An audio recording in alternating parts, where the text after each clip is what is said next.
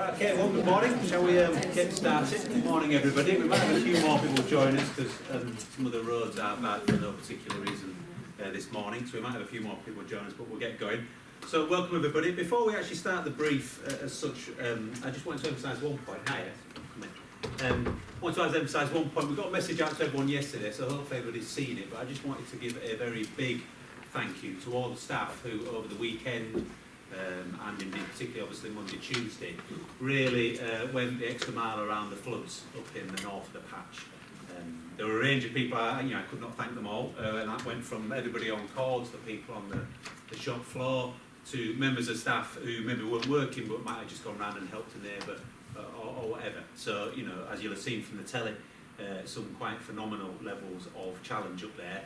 And one thing I would certainly say is, I know from talking to the people that were really in the thick of it, which isn't me, that there are some I'm sure some real lessons to be learned.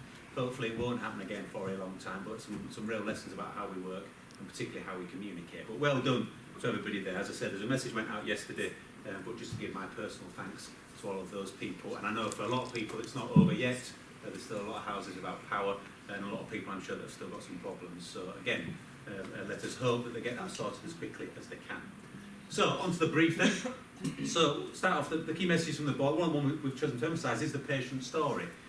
So, every board we have one of these. Sometimes they're very positive, sometimes they can be negative. In all of them, there's usually some positive, even the ones where if you like, the patient or the member of their family is not particularly happy. And even the ones that are very positive, sometimes there's still some things that we could have done better. So, but I'll listen to this one this morning, and then you can draw your own conclusions about it.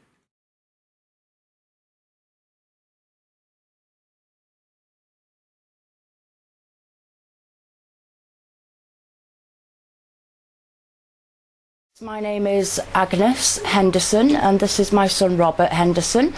I didn't actually discover there was a problem with Robert until he was 3 months old, and then I discovered he had special needs. I am his full-time carer as well as his mother, and he needs full-time 24-hour care. He just gets on with life really. He's on various medications for epilepsy. I have open access at the Children's Assessment Unit at the Victoria Hospital in Blackpool. That has been an absolute godsend to us. Basically, I just pick up the phone, say Robert's name, bring him up. Any issues at all, bring him up, we'll deal with it, we'll sort it out. The staff up there are amazing. They all know Robert so well.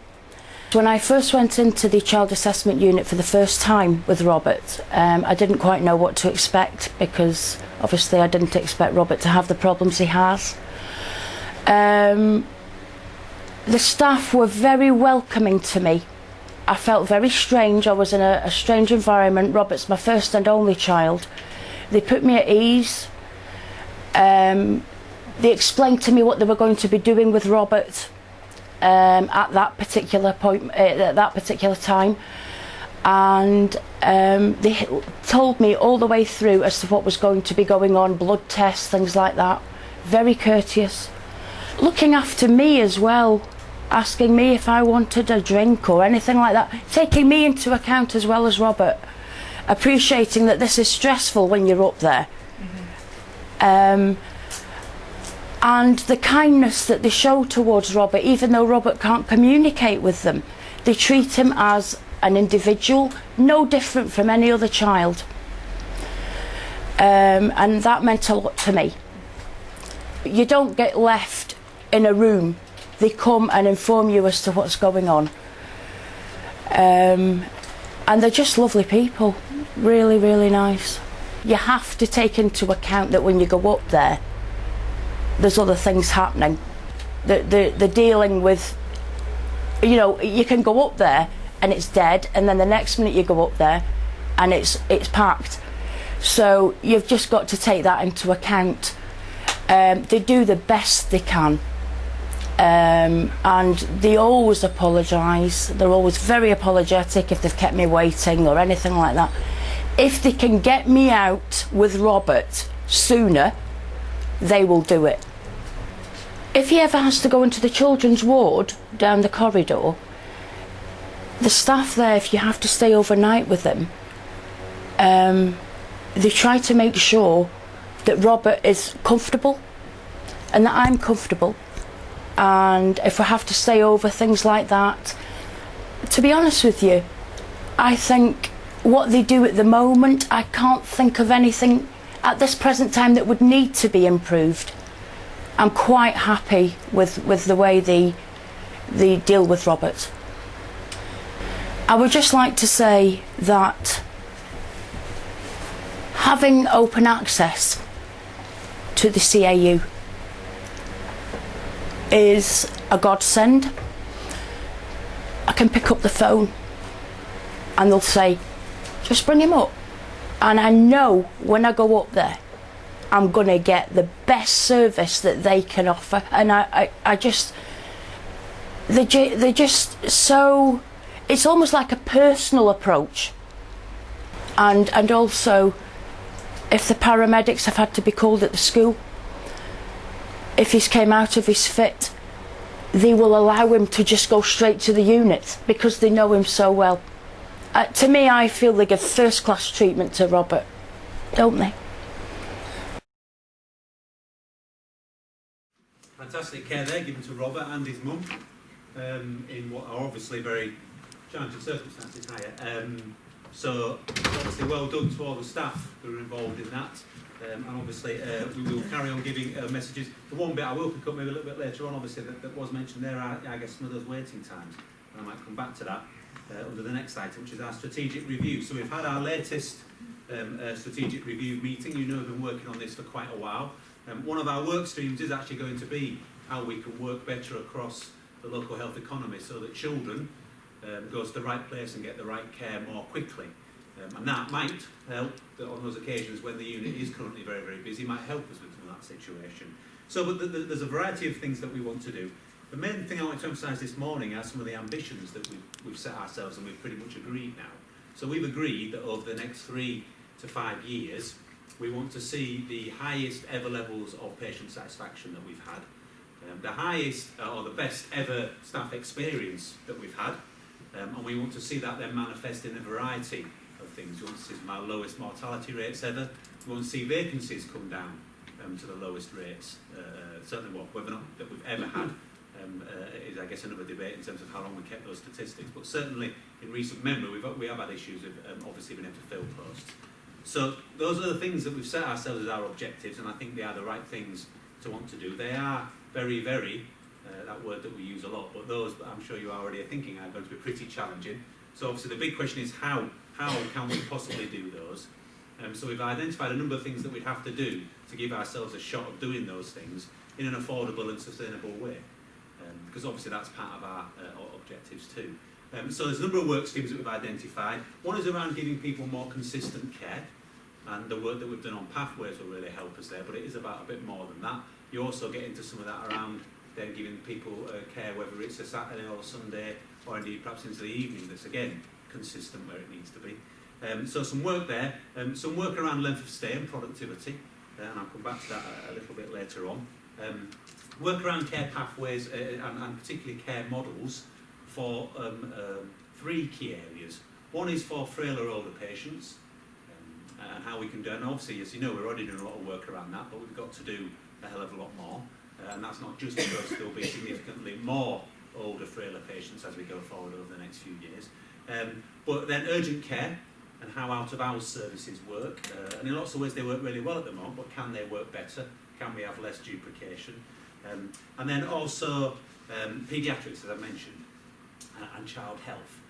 All those areas have got big challenges on. All of them we've got very, very good services across ourselves, across primary care and social care. And I think then the question what can we do better?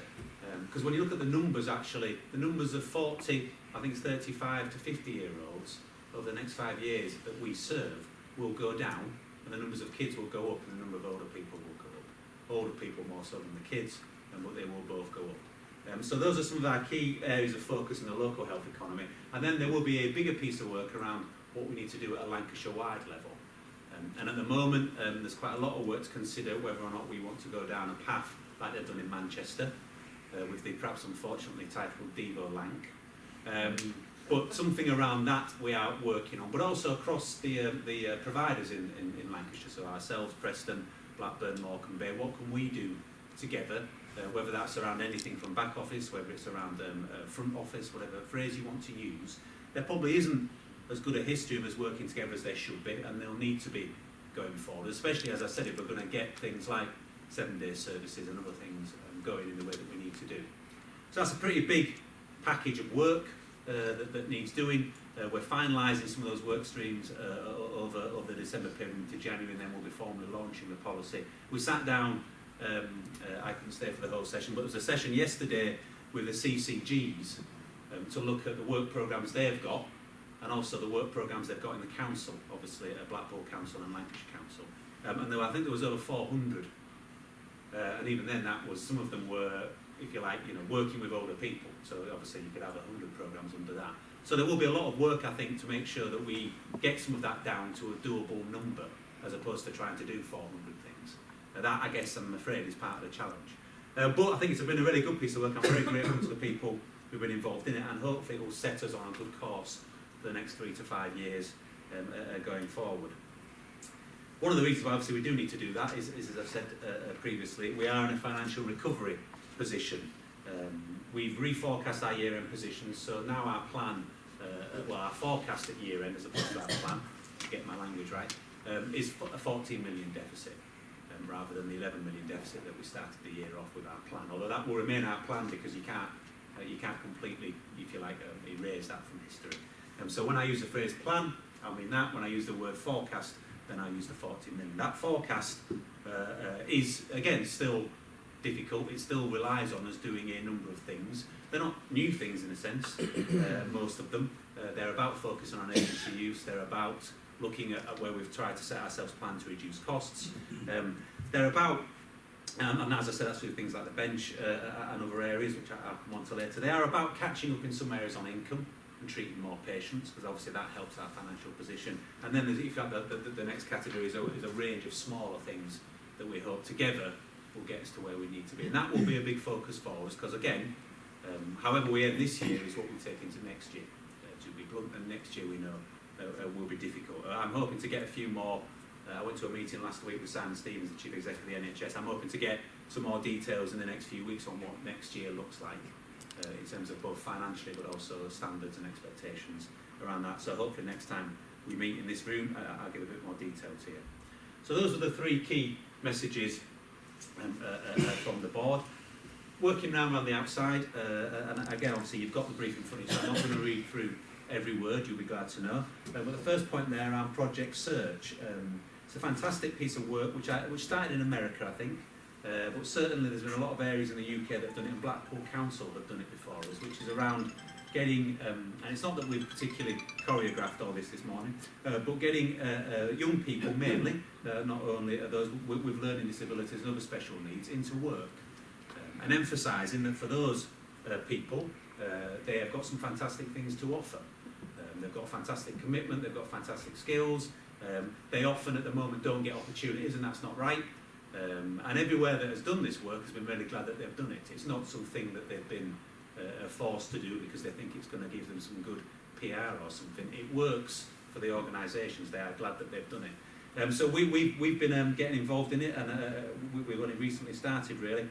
So I think it's fantastic work. So we'll report back on that, because obviously the idea is that the people that come through this then, not that we guarantee them anything, but that we're able to give them, they are able to earn, if you like, a job at the end of it. So that will be, the proof will be in the pudding, I guess, but also certainly every area, as I said, that have done it, other staff that have worked with this scheme have really enjoyed doing so, so hopefully it will be very enjoyable for us as well.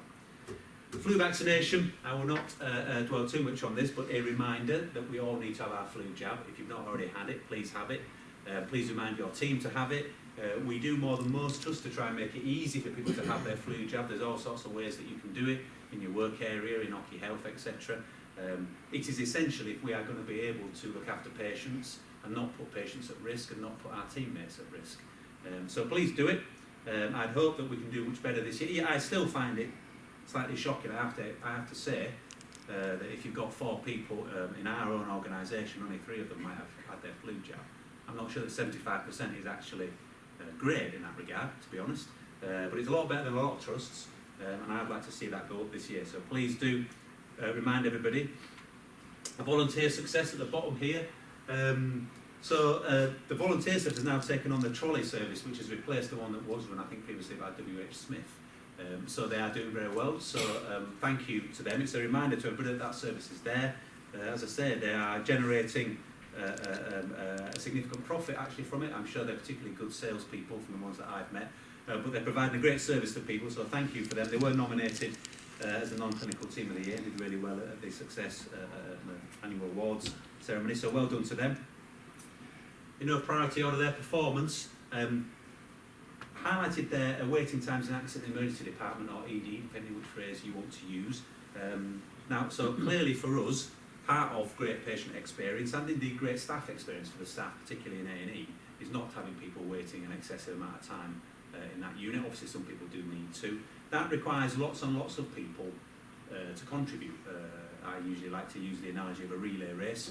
There's obviously what happens before the patient gets to this site. There's then what happens in the ED department, there's what happens on the wards, and there's what happens out there in terms of discharge. All that's got to work as well as it can. I think it can work better, but it's an emphasis at the moment. We're not where we want to be in terms of waiting times.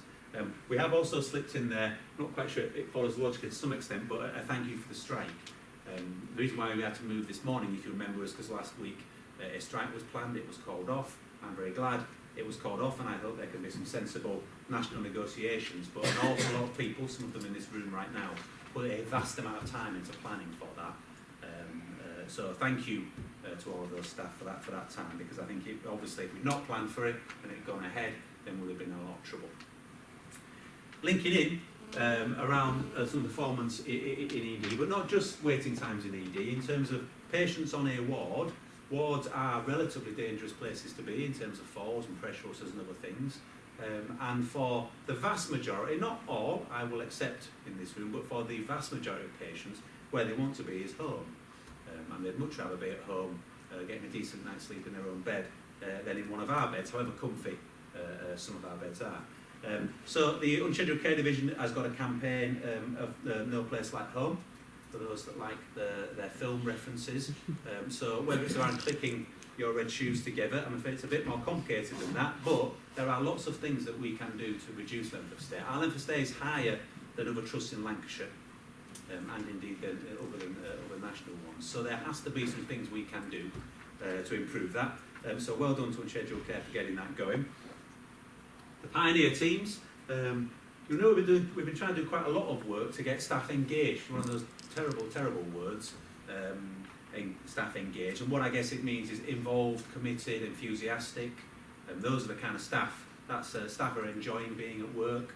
And clearly, there are times, I guess, when everybody doesn't enjoy being at work. But in general, that staff are getting a lot out of work and giving a lot into work. So one of the things that we're going to try and set up are that we're going to have 10 Pioneer teams.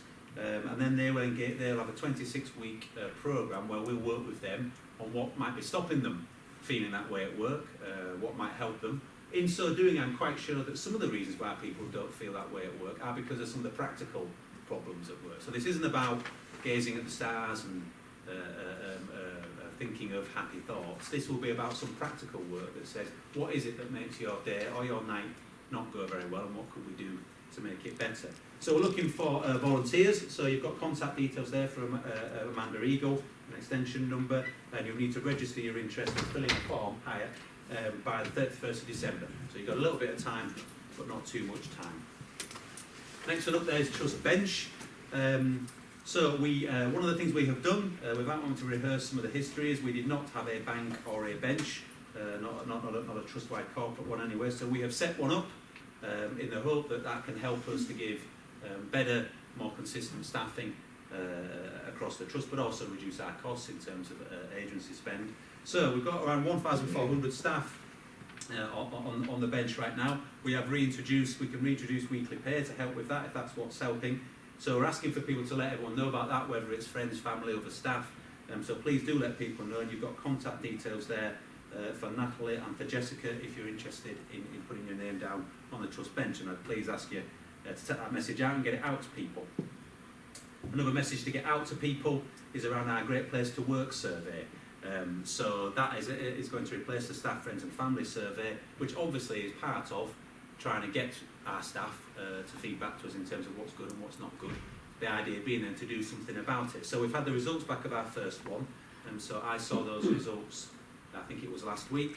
And the method that we used to look at does give us more information than we've had before. It's a slightly different set of information. I found it interesting.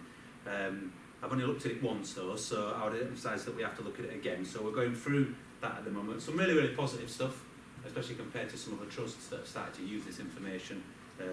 So the second one's coming out, so obviously, you know, we do need, it's difficult to place a lot of emphasis on one set of results, and we want to get more than one. So the next one's coming out, it's sent out on the 1st of December, so hopefully everyone who will get it has already got it. If you have got it, I would urge you to fill it in. Can I remember, Jane, can you remember what the response rate was? Was it 30? 500 from the first survey. What was the percent though? 30%. Yeah, so about 30% that people filled it in first time round. So that's great in many respects, because I know everybody's busy, and I know there is some level of scepticism about what's the point, because what value is going to happen. But please do urge people to fill it in. I'll be completely honest, it will be completely anonymous, and it will help us to hopefully make some improvements, and maybe inform some of the work of these pioneer teams as well. Finance, last but by no means least, as I've said, compared to our original plan, we are not on track by quite an amount. The year-to-date deficit of £9.7 million is £2 million worse than the original plan we set, which is why we've had to do the reforecast. So I've already mentioned the recovery plan, so I won't dwell on that, other than just to emphasise that, obviously, as I've said, you know, there is still quite a lot of the year left to go, and it's the busiest time of the year. In some respects, I know some departments are very, very busy over the summer. So I think we've got to really focus in on those areas that I mentioned before, where I do think there are things that we can do that will not impact on services to patients, not impact on the experience of staff, but will reduce our costs. Thank you very much. Have a good day. Go on, have a good Christmas.